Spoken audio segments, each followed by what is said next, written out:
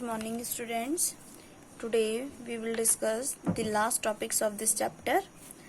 तो first topic है हमारा motion in combined electric and magnetic field. तो कंसिडर किया हमने कोई चार्ज पार्टिकल है जो किसी मैग्नेटिक फील्ड और इलेक्ट्रिक फील्ड दोनों में मूव कर रहा है इस तरह से कि जो आपकी इलेक्ट्रिक फील्ड है वो एक्ट कर रही है अलोंग वाई एक्सिस. तो हमें पता है यूनिट वेक्टर होता है along Y axis is J cap, और जो आपका मैग्नेटिक फील्ड है वो लगा है जेड एक्सिस के अलोंग. तो हम कह रहे हैं के cap is the magnetic field and velocity किधर होगी उसकी, किधर होगी एफ इक्वल्स टू हमने पढ़ा है क्यू वी क्रॉस बी. ठीक है, तो जब हमने पढ़ा है तो देखिए एफ इज इक्वल्स टू होता है क्यू वी क्रॉस बी, कि जब कोई चार्ज पार्टिकल किसी मैग्नेटिक फील्ड में मूव करता है तो कितना होता है क्यू वी क्रॉस बी, मतलब मैग्नेटिक फील्ड के परपेंडिकुलर हमेशा वेलोसिटी होगी. तो हम कहेंगे एस डायरेक्शन में उसकी वेलोसिटी होगी और आई कैप उसका क्या होगा, यूनिट वेक्टर होगा. तो लॉरेंट फोर्स कहता है कि जब कोई पार्टिकल इलेक्ट्रिक और मैग्नेटिक फील्ड में मूव करता है तो लॉरेंट फोर्स उस पर एक्ट करता है. तो यहाँ पर लॉरेंट फोर्स होगा हमारा Q E plus v cross b, and we know that v cross b velocity and magnetic field vector both perpendicular to each other. तो q e plus vb sin 90, तो ये आ जाएगा आपका q e is equals to vb. ठीक है, अब यहाँ से हम अलग अलग कैलकुलेट करेंगे electric force and magnetic force. तो इलेक्ट्रिक फोर्स जब आप निकालेंगे तो इलेक्ट्रिक फोर्स कितना आएगा आपका, एफ इक्वल्स टू होता है Q E, F is equals to Q, और इलेक्ट्रिक फील्ड किस डायरेक्शन में लग रहा है आपका, वाई एक्सिस के अलोंग. तो Q E into J cap, vector form में लिखते हैं तो तभी तो आता है. ठीक है, किसके अलोंग आ गया, जे कैप. अगेन जब आप निकालेंगे मैग्नेटिक फोर्स ऑन पार्टिकल तो आ जाएगा आपका F is equals to Q v cross b. तो जब वेक्टर में आप लिख रहे हैं तो इसके अलोंग यूनिट वेक्टर कितना है, आई कैप क्रॉस b कितना है, वेक्टर फॉर्म में लिख रहे हैं तो ये आ जाएगा. अब देखिए जब आप करेंगे आई क्रॉस के, जब इसका मैग्नीट्यूड निकालेंगे और आई क्रॉस के करेंगे तो के क्रॉस आई होता है माइनस जे, और आई क्रॉस के कितना, सॉरी के क्रॉस आई होता है जे, ये होता है ना आई जे के. तो जब हम आई और जे का क्रॉस प्रोडक्ट करते हैं तो के आता है, जे और के का क्रॉस प्रोडक्ट करते हैं, जे और के का क्रॉस प्रोडक्ट करते हैं तो आई आता है, और के और आई का क्रॉस प्रोडक्ट करते हैं मतलब के क्रॉस आई, तो हमारा जे कैप आता है. लेकिन यहाँ पर क्या है आपका आई क्रॉस के, तो यहाँ पर आ जाएगा आपका माइनस जे कैप. तो ये आ गया आपका F is equals to magnitude जब निकालेंगे क्यू वी बी और इंटू माइनस जे कैप. ये आ गया आपका मैग्नेटिक फोर्स. तो आप क्या देख सकते हैं, इलेक्ट्रिक फोर्स और मैग्नेटिक फोर्स दोनों क्या होंगे, अपोजिट डायरेक्शन में एक्ट कर रहे होंगे. ये प्लस जे मतलब पॉजिटिव किसके डायरेक्शन में, वाई एक्सिस की डायरेक्शन में, और ये निगेटिव एक्सिस की डायरेक्शन में. तो ये होगा आपका इलेक्ट्रिक फोर्स और यही होगा परपेंडिकुलर आपका मैग्नेटिक फोर्स. ठीक है, दोनों फोर्स इक्वल हैं लेकिन अपोजिट डायरेक्शन में दिखाई दे रहे हैं. तो therefore magnitude of electric force must be equals to magnitude of magnetic force. Q E is equals to Q V B, Q से Q cancel, E equals to V B और V equals to E upon B. This term is called as velocity selector. Velocity selector मतलब क्या, कि इस condition का use हम use करते हैं जितनी भी हमारी क्या होती हैं ऐसी डिवाइस होती है जो चार्ज पार्टिकल को हाई एनर्जी तक एक्सीलरेट करने के लिए काम आती है. मान लीजिए एक बीम है चार्ज पार्टिकल्स का, उसमें से आपको एक्सीलरेट करने के लिए, हाई एनर्जी तक एक्सीलरेट करने के लिए कुछ पार्टिकल्स सेलेक्ट करने हैं. तो जिनका रेशियो मैक्सिमम होगा, ई इलेक्ट्रिक फील्ड और मैग्नेटिक फील्ड का रेशियो डिफ्लेक्शन इनका मैक्सिमम होगा, उसके लिए वेलोसिटी रेशियो सबसे ज्यादा होगा.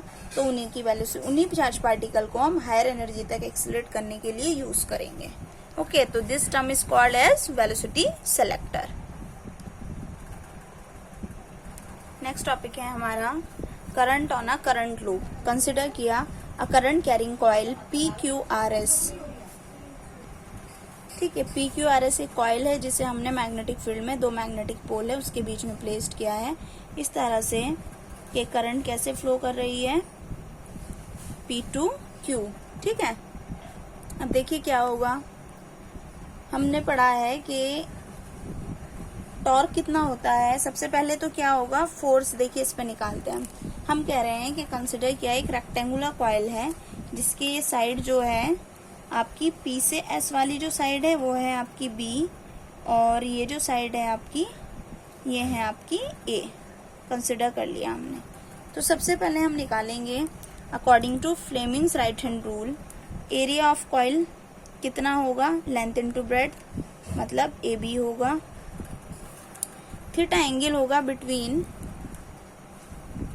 थीटा किस किस के बीच का एंगल होगा, theta is angle between the direction of B and the normal to the plane of coil. Coil के नॉर्मल और किसके बीच होगा। तो जब हम यहाँ पर फोर्स निकालेंगे F equals to IL cross B। ठीक है, फोर्स कितना होता है जब किसी करंट कैरिंग कंडक्टर को किसी मैग्नेटिक फील्ड में रखा जाता है तो वो जितना फोर्स फील करता है वो फील करता है IL क्रॉस B।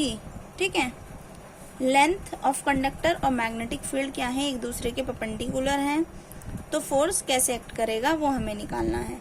तो जब हम PQ वाले यहाँ पर देखेंगे तो देखिए लेंथ ऑफ द कंडक्टर, इस पर जब हम देखेंगे लेंथ ऑफ द कंडक्टर और मैग्नेटिक फील्ड की डायरेक्शन क्या है, परपेंडिकुलर है, तो कितना आ जाएगा फोर्स यहाँ पर ILB। ठीक है, तो मैग्नेटिक फोर्स कैसे निकालेंगे, ILB साइन 90। ठीक है, लेंथ कितनी है, ठीक है, तो यहाँ ये साइड हो गई आपकी B, PQ हो गया आपका B और PS हो गया आपका A।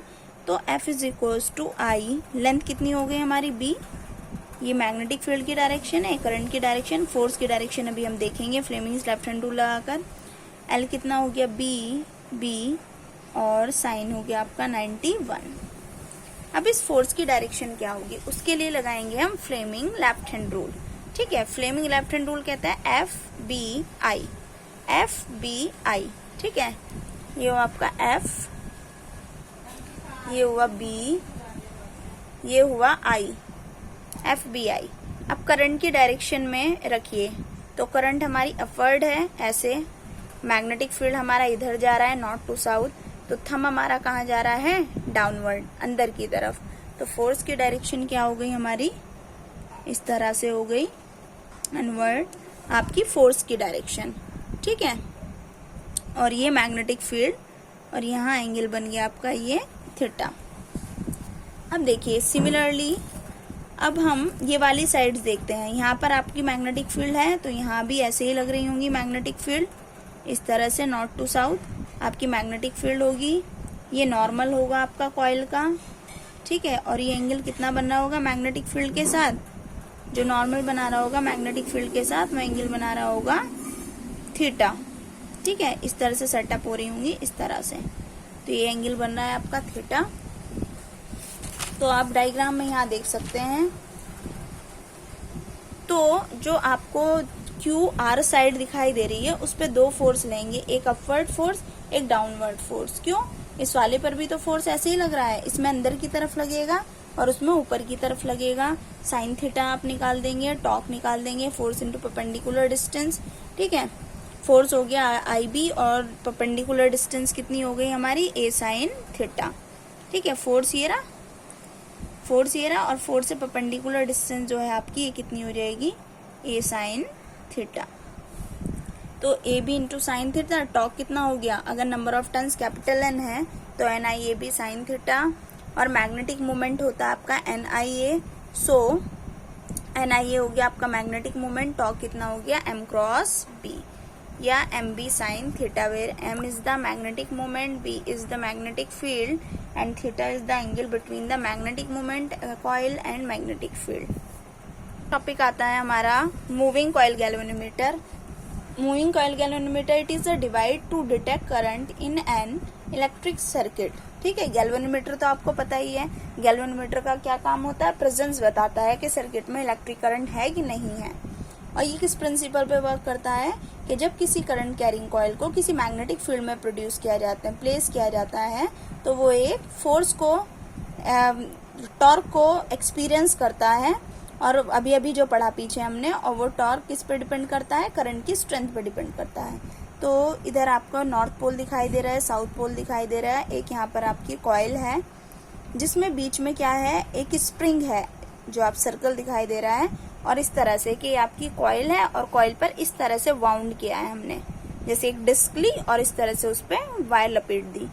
मैग्नेटिक फील्ड आपकी रेडियल लगी हुई है, मतलब नॉर्थ से साउथ डायरेक्शन में, और एक ऊपर पॉइंटर लगा है। ठीक है, पॉइंटर ये है, ये ऊपर स्केल लगा है।